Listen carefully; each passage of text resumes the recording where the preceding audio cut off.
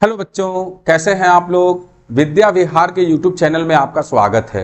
तो बच्चों, हम लोग जो चैप्टर पढ़ रहे हैं वो पढ़ रहे हैं प्रकाश का अपवर्तन एवं लेंस, और इसमें जो टॉपिक पढ़ रहे हैं वो पढ़ रहे हैं कांच के आयताकार स्लैब से अपवर्तन। ठीक है, तो अभी हम लोगों ने थोड़ा बहुत अपवर्तन समझा हुआ है, तो उसी की मदद से ये वाला टॉपिक हम लोग समझेंगे। देखिए बच्चों, कांच का आयताकार स्लैब क्या होता है, सबसे पहले हम लोग तो ये समझेंगे।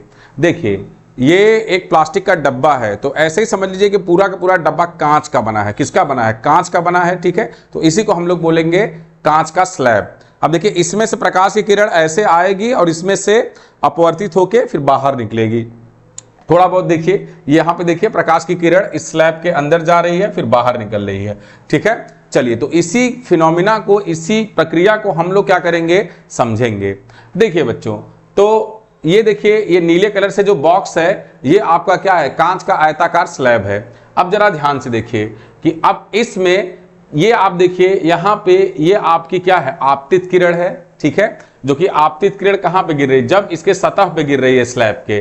ठीक है, तो ये क्या होगी, अपवर्तित होगी। ठीक है, तो अपवर्तित होगी तो कहां से कहां जा रही है, तो विरल माध्यम से सघन माध्यम में जा रही है। कांच क्या है, वायु की तुलना में सघन है, तो जब आपका आपतित किरण विरल माध्यम से सघन माध्यम मतलब वायु से कांच के स्लैब में जाएगी तो अभिलंब की तरह झुक जाएगी। तो देखिए, यहां पे उसका ओरिजिनल रास्ता होता तो ऐसे होता। ठीक है, लेकिन अब ये क्या करेगी, चूंकि ये अपवर्तन हो रहा है, एक माध्यम से दूसरे माध्यम से जा रही है, तो ये अभिलंब की तरफ क्या होगी, झुक जाएगी। ठीक है, तो ये है आपका आर, मतलब ये क्या है, आपका अपवर्तन कोण। ये है आपका देखिए आपतन कोण। ठीक है, ये कौन सा कोण है, आपका आपतन कोण। ठीक है, ये आपका आपतन कोण हो गया, और ये हो गया आपका कौन सा, ये आपका हो गया आपका अपवर्तन कोण। ठीक है, आर क्या हो गया, आपका अपवर्तन कोण। ठीक है, फिर आपका ये रोशनी आगे बढ़ी आगे बढ़ी आगे बढ़ी। अब जरा ध्यान से देखिए, जब ये इस पॉइंट पे बच्चों गिरेगी, अब मान लीजिए ये रास्ता तय कर लिया इसने, जब ये इस रास्ते पे यहां पे इस पॉइंट पे गिरी, ठीक है, मतलब यहां से बाहर निकलेगी, मतलब सघन माध्यम से विरल माध्यम में निकलेगी। तो यदि सीधे जाती तो ऐसे जाती, इसका सीधा रास्ता ये होता, लेकिन अब सीधे तो जाएगी नहीं, तो क्या करेगी, जब ये सघन माध्यम से विरल माध्यम में जाएगी तो वह अभिलंब से क्या होगी, दूर भागेगी। तो यह अभिलंब है, और अभिलंब से क्या हो रहा है, ओरिजिनल रास्ता ये था, तो इससे और दूर भागे, अभिलंब से दूर भागे। तो यहां पे देखिए, ये आपका फिर से इसका अपवर्तन हुआ। तो एक बार अपवर्तन यहां से यहां हुआ, मतलब विरल से सघन माध्यम में, फिर इसका अपवर्तन सघन माध्यम से विरल माध्यम में हुआ। चलिए, तो ये बात आप लोग को समझ में आ गया। अब देखिए, अब इसमें कुछ पॉइंट्स हम लोग नोट करेंगे। इसमें हम लोग क्या करेंगे, कुछ पॉइंट्स हम लोग क्या करेंगे बच्चों, नोट करेंगे। तो देखिए, यहां पे देखिए, ये आपतन कोण है बच्चों। ठीक है, मतलब आपतित किरण और अभिलंब के बीच में जो कोण बनता है उसको आपतन कोण बोलते हैं, और अभिलंब और अपवर्तित किरण के बीच में जो एंगल बनता है, जो कोण बनता है, इसको हम लोग बोलते हैं अपवर्तन कोण। क्या बोलते हैं इसको हम लोग बच्चों, अपवर्तन कोण। ठीक है, अच्छा एक चीज देखिए यहां पे, अब देखिए, चूंकि ये अभिलंब, देखिए ये अभिलंब ये है, ये भी अभिलंब है, तो ये दोनों बच्चों एक दूसरे के क्या हैं, समांतर हैं। एक दूसरे के क्या है, समांतर है। तो देखिए, जब समांतर होते हैं तो देखो, ये जो कोण बन रहा है आर, और ये देखिए, ये दोनों बराबर होंगे, मतलब जो कोण ये होगा वही कोण बच्चों ये भी होगा। ठीक है, तो यहां पे जो आपका क्या था, यहां पे जो अपवर्तन था, अपवर्तन कोण था, इस कांच के स्लैब से, इस कांच के स्लैब से जब बाहर जा रही है तो ये आपका क्या बन जाएगा, आपतन कोण बन जाएगा। ठीक है, चलिए, लेकिन यहां पे मैंने आर नाम दिया है। क्या नाम दिया हुआ है, आर नाम दिया है। क्यों, क्योंकि ये जो है आपका इसके बराबर है। ठीक है, फिर उसके बाद देखिए, जब आपकी प्रकाश की किरण यहां से जब गुजरती है तो जो आपका एंगल इस किरण, मतलब जो बाहर निकल रही है और जो अभिलंब से बन रहा है, इसको हम लोग बोलते हैं बच्चों ई। इसको क्या बोलते हैं, ई, और इसको बोलते हैं बच्चों हम लोग उद्गमन कोण। क्या बोलते हैं इसको हम लोग, उद्गमन कोण।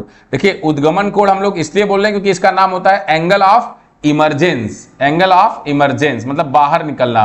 ठीक है, चलिए, तो ये आपका हो गया, ई से हम लोगों ने इसको प्रदर्शित किया। तो इसमें हम लोग बच्चों कुछ पॉइंट्स नोट करेंगे। इसमें हम लोग कुछ पॉइंट्स नोट करेंगे, जैसे ध्यान से देखिए कि यदि यहां पे जो आपतित किरण है बच्चों, यहां पे क्या है, जो आपतित किरण है, जरा ध्यान से देखिए कि यदि इसको हम लोग सीधे फैलाएं, इसको हम लोग सीधे लेके जाएं, यदि सीधे लेके जा रहे हैं बच्चों, देखिए तो आपको क्या देखने को मिल रहा है कि यहां से जो उद्गमन कोण है, यहां से देखिए जो उद्गमन कोण है, अच्छा यहां पे जो बाहर निकल रही है किरण, ये और ये वाला, ये दोनों किरण आपस में क्या है बच्चों, ये समांतर हैं। ठीक है, तो जो आपतित किरण है ये, और जो बाहर निकल रही है उद्गमन किरण जो है ये दोनों आपस में क्या होती है, देखिए इसको यदि हम लोग एक्सटेंड करें, फैलाएं, तो ये क्या होंगी, एक दूसरे में समांतर होंगी। ठीक है, चलिए तो ये पॉइंट कुछ आप लोग को ध्यान देना पड़ेगा। अब जरा ध्यान से हम लोग देखते हैं। देखिए इसमें देखें यदि हम लोग, तो सारे के सारे पॉइंट्स को मैंने लिखा हुआ है कि जब प्रकाश की किरण वायु से कांच के स्लैब में प्रवेश करती है तो वह अपवर्तित होकर अभिलंब की ओर मुड़ती है। ठीक है, तो यहां पे देखिए मैंने यही पॉइंट लिखा हुआ है कि जब ये यहां से वायु से कांच में जाती है तो ये अभिलंब की तरफ मुड़ जाती है। ठीक है, चलिए नेक्स्ट देखिए बच्चों आप लोग। फिर उसके बाद जब वही किरण कांच से वापस वायु में निकलती है तो पुनः अपवर्तित होकर अभिलंब से दूर भागती है। तो यहां पे देखिए मैंने क्या बताया हुआ है, यहां पे देखिए कि जब यहां से ये बाहर निकल रही है तो वह अभिलंब से क्या हो रही है, दूर भाग रही है। ठीक है सर, नेक्स्ट पॉइंट देखिए बच्चों कि आयताकार स्लैब से गुजरने पर किरण का आपतन कोण और उद्गमन कोण बराबर होते हैं। देखिए ये पॉइंट मैं अभी आपको नहीं बताया था, तो देखिए मैं आपको यहां पे बता देता हूं कि देखिए जैसे आपका ये R और R बराबर है, ठीक है, उसी तरीके से आप जरा ध्यान से देखेंगे तो ये भी आपको देखिए क्या मिलेगा, ये भी आपको मिलेगा, ये समांतर मिल रहे हैं, ये दोनों क्या मिल रहे हैं, समांतर मिल रहे हैं। ठीक है,